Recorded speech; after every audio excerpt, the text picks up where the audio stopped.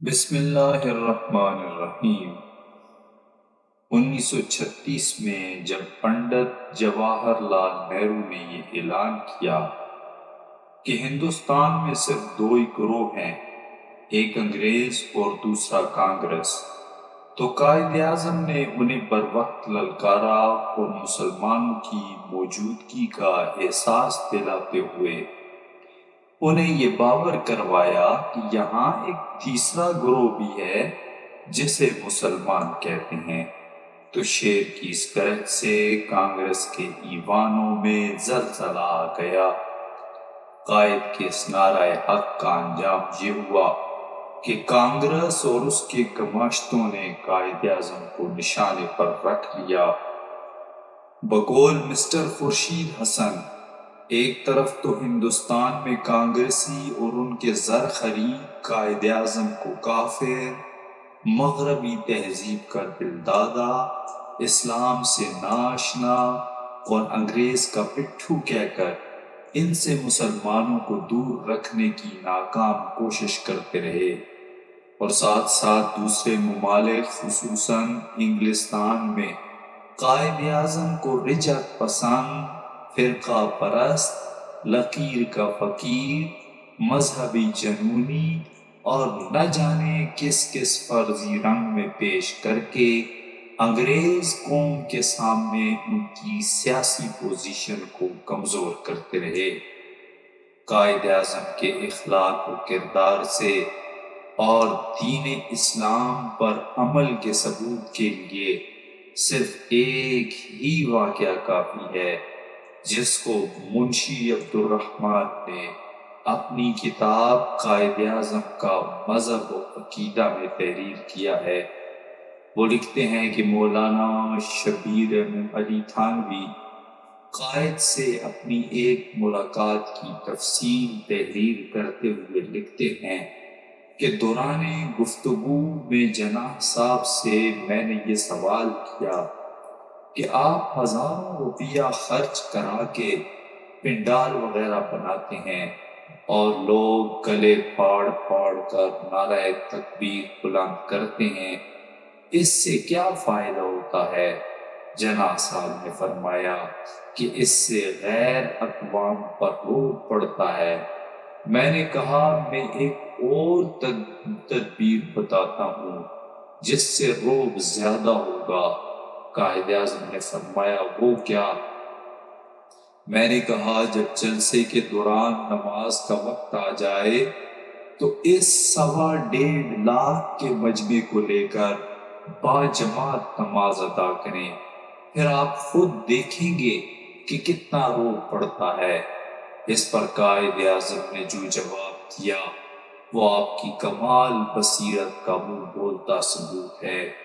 آپ نے فرمایا آپ ٹھیک فرماتے ہیں، مگر میں اس وقت اس پر عمل کرنے سے معذور ہوں۔ میں نے کہا کہ آپ کو کیا عذر ہے؟ تو فرمایا کہ آپ باجماعت نماز پڑھنے کو کہتے ہیں تو امام کس کو بناؤں؟ ممکن ہے کہ میرا خیال درست ہو کہ اگر میں امامت کروں سب لوگ نہ صحیح مگر کثیر تعداد میں لوگ میری ابتدا نماز ادا کر لیں گے، مگر میں خود کو امامت کے قابل نہیں سمجھتا اور نہ ہی مجھ میں اس کام کی اہلیت ہے، اس لیے کسی دوسرے کو امام بنانا پڑے گا۔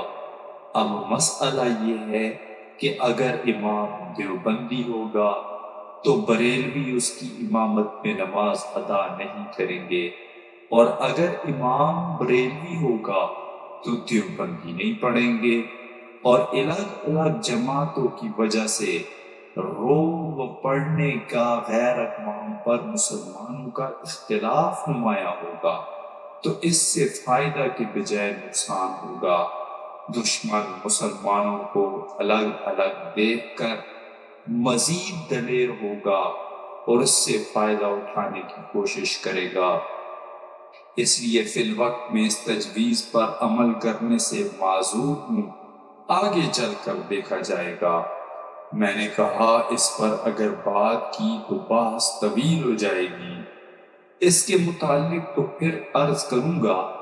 اب ایک دوسری بات عرض کرتا ہوں کہ خود آپ پر بھی تو نماز فرض ہے، آپ کیوں نماز نہیں پڑھتے؟